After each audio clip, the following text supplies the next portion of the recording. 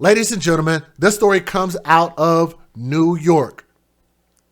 A New York woman has been charged with second-degree murder, accused of locking her boyfriend's 7-year-old son in a closet and starving him to death. So first and foremost, let me thank you guys for even being here to hear this baby boy story. I'm going to tell you guys, I'm going to give you some details that are very sensitive, and it might not sit well with your sensibilities, especially when I give my opinion about the story. So I urge you guys, if you can't handle that, that's your disclaimer if you don't want to be here, okay? But she's been charged with second-degree murder. Police say that Letitia Bravo, who is 39 years old, let me see if I have a picture of this demon right here. And I know that's a watermark on the top of her face, but you can still see past that, and she looks like an evil, evil witch. She looked like the evil, wicked witch of the Midwest, even though that wasn't a witch on Wizard of Oz, but she still looks like it. 39 years old, of New Burr, locked boyfriend Arturo Kaka's son, Peter, in a room. That's little Peter right there, and Peter is 7 years old. His full name is Peter. It's a little hard to pronounce his name. I'm going to try my best. Quackus, if I'm not mistaken. I think that's how you pronounce his name. So in February, Bravo brought Peter to St. Luke Hospital, where he was pronounced dead from malnutrition. I don't understand how you can look at this baby and starve him to death. Why would you do that? I don't understand why a person and how a person can look at a child that innocent, that cool, that nice. This happy kid, why would you starve him? That's probably one of the greatest sins you could do, is to starve a child. That is a horrible, horrible thing to do.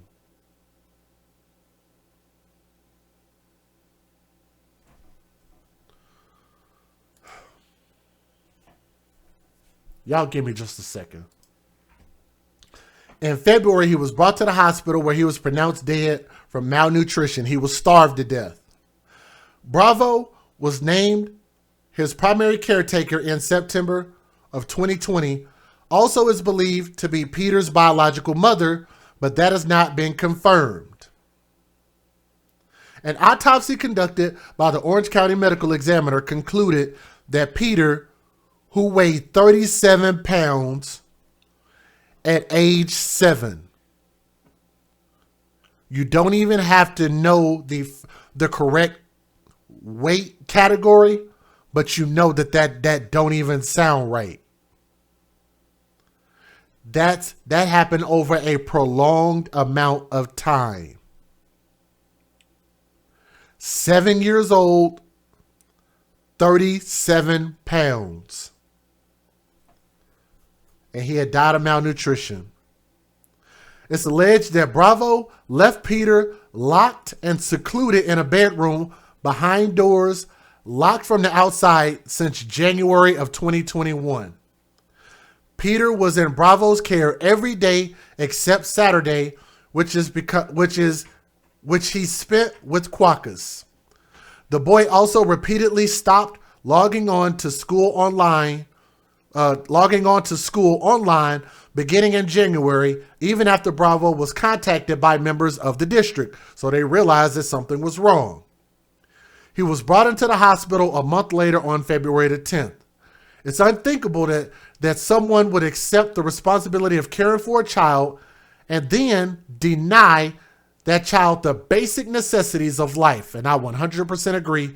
Thank you, according to District Attorney David Hover. It's truly disturbing how this child was kept hidden from the school authorities before he died.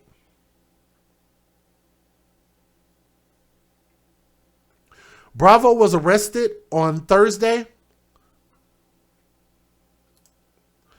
Bravo was arrested on Thursday by the City of Newburgh Police Department and charged with second-degree murder, first-degree manslaughter, and second-degree manslaughter. Her bail was set at $250,000 cash. If convicted on these charges, she may face a 25-year sentence. Quackus also was charged with criminally negligent homicide for not acknowledging his son's malnutrition and poor health, which led to a 4-year sentence.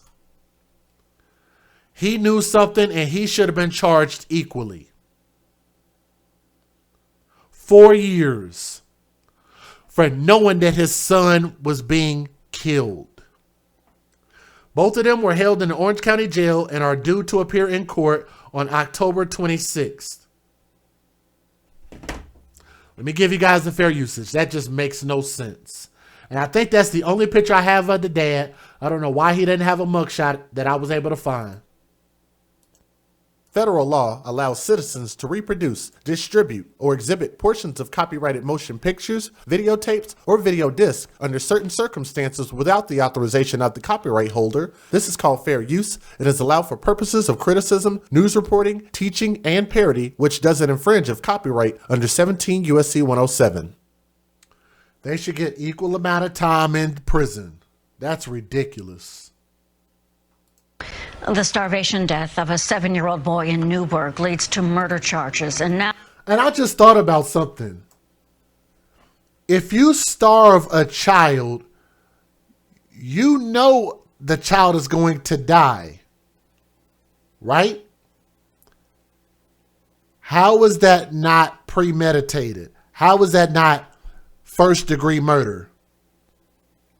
And you're also are doing this in the act of committing another crime, which is child abuse. That should be first-degree murder. Life in prison on both of them. the starvation death of a 7-year-old boy in Newburgh leads to murder charges, and now a likely inquiry into why the system designed to protect him apparently failed him. CBS 2's Tony Aiello reports. He weighed just 37 pounds when he died February 10th. The Orange County DA says in an apartment on William Street in Newburgh, Peter Quackus was locked in a room, denied food, and starved to death. His main caregiver, Felicia Bravo, is charged, along with her boyfriend, the boy's father. The cruelty allegedly began in January, when the boy stopped joining remote learning classes at his school. Peter was in a second-grade special education class. CBS 2 has confirmed an inquiry will review how the district handled his absences, whether warning signs were mishandled or missed, and if the pandemic complicated efforts to safeguard the boy. Newburgh police say there was concern about Peter here at Temple Hill Academy and why he was not participating in remote learning. Police Commissioner Jose Gomez spoke on Friday. Peter never logged into virtual school despite numerous conversations between Bravo and Peter, teachers, and others representatives. Residents are anxious to learn what action schools took to check on Peter's welfare as he allegedly starved to death at Bravo's home. Justice needs to be served for him.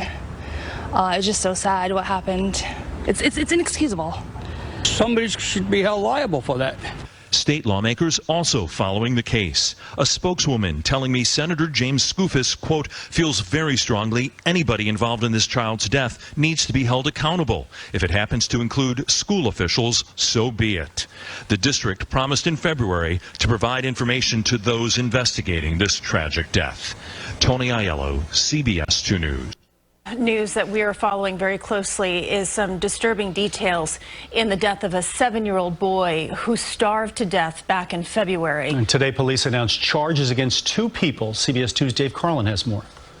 7-year-old Peter Quackus died of starvation and neglect, said investigators, announcing second-degree murder charges for 39-year-old Letitia Bravo, believed to be the boy's mother. She is now behind bars. When she brought the boy from the Newburgh apartment they shared to a hospital on February 10th, he was lifeless and shockingly small, said Orange County District Attorney David Hoogler. He weighed 37 pounds and he was 7 years old.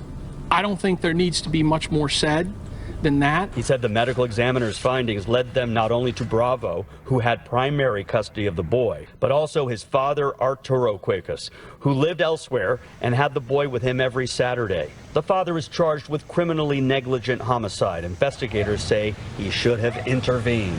Some members of Newburgh's community held a series of vigils here on William Street, demanding justice for the boy. It's hard to see a kid be treated like that. It's too close to home. It's sad. He used to play at the bus stop all the time before the corona came. The investigation found the boy was allegedly an abused prisoner in his own home. It is alleged that Bravo kept Peter locked and secreted in a bedroom behind door, locked from the outside since January 2021. The boy had not logged into his classes, but when asked if there was an alarming lack of follow-up by Newburgh schools, the district attorney had this response. Something definitely has to be looked at by both my office and internally in the city of Newburgh. But again, we have seen time and time again that during COVID, it was a learning experience for everybody. Today's justice for him. Sometimes it takes a little time. The next court date for the defendants is October 26th in Orange County Court. In Newburgh, Dave Carlin, CBS 2 News. Again, if you ask me, the dad is just as culpable for knowing that this was happening to his son, allowing it to happen, but to sit there and just dump the blame all on his girlfriend or the mom or whatever she was. I just don't, because y'all know I'm a fair person, and that I just don't think that's right. I think they should be held equally responsible for this.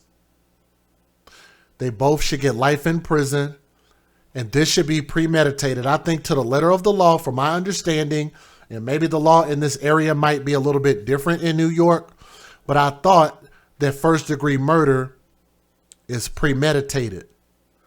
If you starve a child, it's going to die. You knew it was going to die. You allowed it to happen. You participated in letting it be. The child died. Maybe some legal experts or maybe somebody who understands New York law a little bit better than me maybe can tell me, but that sounds like first-degree murder to me, among other things. They both should get first degree, second, third, fourth, fifth, sixth, seventh, eighth, ninth, and 10th degree murder. Life in prison is not good enough. And people like this deserve a special place in hell. They shouldn't be parents. They shouldn't be in our society. They shouldn't be procreating. They need to be out of our society and charged to the fullest extent of the law. This is by far one of the most disgusting things, but damn, it seems like I say that all the time, because we always are finding so many children that are being starved, and this is just so sad. Today, young baby Peter, he was only 7 years old at 37 pounds. Y'all know that's just not right. And he seemed to be a happy baby boy. And he was robbed of an opportunity to grow up and become something great. Peter, young prince, R.I.P. Thank y'all for listening to this story. The only other thing we might update is how many years they actually get in prison at the conclusion. Thank y'all for listening.